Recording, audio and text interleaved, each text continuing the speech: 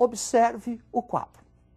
Tenentismo caracterizado pela moralização republicana, moralização das instituições republicanas, instituição do voto secreto, defesa da criação da justiça eleitoral, nacionalismo econômico, defesa do ideal de salvação nacional. Crises políticas, econômicas e sociais deveriam ser resolvidas pelo Exército. Identidade com as camadas médias e elitismo. As propostas tenentistas agradavam, interessavam a classe média. Por exemplo, o voto secreto. Isso não significa dizer que os tenentes representam a classe média. Ao contrário, o tenentismo é um movimento elitista.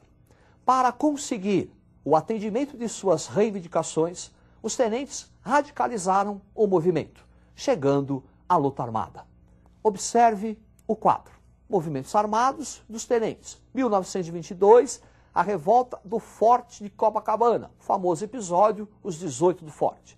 1924, revolta tenentista em São Paulo. E em 1925, 1927, o auge, o ápice do tenentismo, que é a ação da Coluna Prestes. Coluna liderada por Luiz Carlos Prestes. Cuidado! Luiz Carlos Prestes é muito conhecido por ser um comunista. Só que, quando ele dirigia a Coluna Prestes, ele ainda não era comunista. Prestes abraça o comunismo durante o seu exílio na Bolívia, em 1928. Cuidado!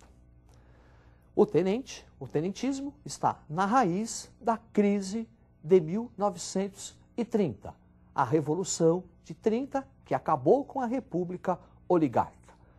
Observe as causas na tela.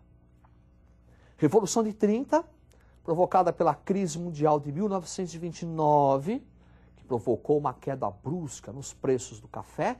Essa crise econômica gera no Brasil uma crise política, a dissidência oligárquica, que representa o fim da política do café com leite, aquela aliança São Paulo-Minas. Formação de uma chapa de oposição para concorrer às eleições de 30, a Aliança Liberal, encabeçada por Getúlio Vargas e João Pessoa. Essa aliança liberal recebe apoio de Minas Gerais. Vitória de Júlio Prestes e a causa imediata da Revolução de 30, o assassinato de João Pessoa. Mais um cuidado. Sabemos que Getúlio Vargas governa o Brasil depois de 30. Não porque ele ganhou as eleições. Quem ganha as eleições é Júlio Prestes. A partir da Revolução de 30, tem início a Era Vargas, dividida em 3 períodos: governo provisório, governo constitucional e Estado Novo. E a Era Vargas inicia um novo Estado. A Revolução de 30, na verdade, não foi uma revolução, mas sim um rearranjo do Estado brasileiro. Observe na tela. Um Estado de compromisso, Estado que vai atender ou continuar a atender os interesses oligárquicos, a oligarquia mineira, a oligarquia paulista e as oligarquias antes marginalizadas, a do Nordeste e a do Sul. A atender os interesses da classe média e da burguesia urbana, daí o voto secreto, daí o processo de industrialização. A atender os interesses também do proletariado. Por isso que ao longo desse Estado nós vamos ter as conquistas do trabalhador e atender os interesses também do Exército. Por que esse compromisso? Porque a partir de 30 não existia aqui no Brasil um grupo ou um setor politicamente forte para exercer uma hegemonia.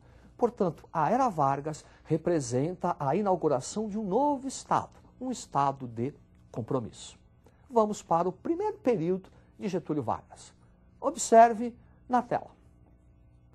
Governo provisório, defesa da cafeicultura. Em virtude da crise de 29, esse governo vai introduzir medidas para a valorização do café. Uma delas, por exemplo, será a queima de grandes quantidades de café.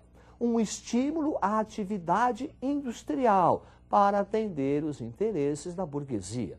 E o processo da Revolução de 1932 em São Paulo.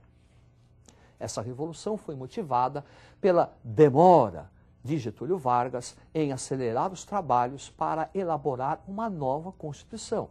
A Revolução de 30 vai tornar a Constituição de 1891, a primeira Constituição republicana, uma peça de museu.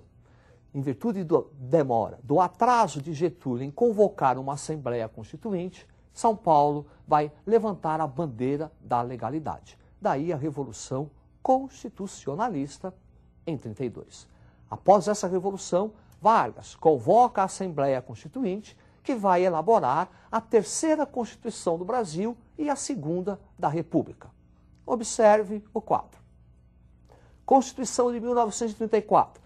Manutenção do federalismo, manutenção do presidencialismo, novidade, instituição do voto secreto e voto feminino. Adoção de uma legislação trabalhista, como a regulamentação do trabalho, e nacionalismo econômico. O governo provisório é caracterizado pela chamada polarização ideológica. De um lado, integralistas, do outro lado, aliancistas. Observe o quadro. A ação integralista brasileira, o integralismo, liderada por Plínio Salgado, forte apelo nacionalista, de caráter antidemocrático e que vai receber apoio de imigrantes europeus, alemães e italianos. Do outro lado, contra o fascismo, a Aliança Nacional Libertadora. Observe seus aspectos na tela. Frente de oposição ao fascismo, também com forte apelo nacionalista, uma defesa da reforma agrária e um movimento político de massas. Em 1935, Getúlio Vargas coloca a Aliança Nacional Libertadora na ilegalidade. Isso gera um movimento, a chamada Intentona Comunista, que vai servir de pretexto para o Estado perseguir os comunistas. Observe o quadro. Estado Novo, 37 a 45, a partir da publicação do Plano Cohen, falso plano, um pretexto para o golpe que instalou o Estado Novo. Estado Novo que será legitimado pela publicação de uma Constituição, a polaca, a Constituição de 1937. Observe o quadro. Centralização política, extinção do legislativo, então supremacia do executivo, instituição do cargo dos interventores, no lugar dos governadores, instalação da pena de morte e a manutenção de uma legislação trabalhista. Perceba aí que Vargas já está usando o recurso do populismo, manipulando a classe trabalhadora. Vamos observar os órgãos de sustentação desse Estado Novo. Observe. Sustentação do Estado Novo.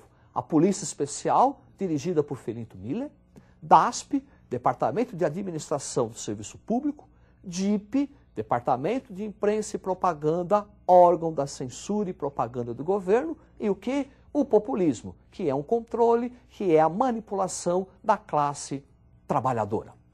O Estado Novo é caracterizado pelo desenvolvimento das atividades industriais. É a época da construção do Parque Siderúrgico Nacional de Volta Redonda. Para encerrar, observe a tela. Economia do Estado Novo, intervenção do Estado na economia e a consolidação do processo de industrialização. A partir daí, já podemos falar que o Brasil tem uma atividade industrial. Era Vargas. Estude, sempre cai. Até a próxima.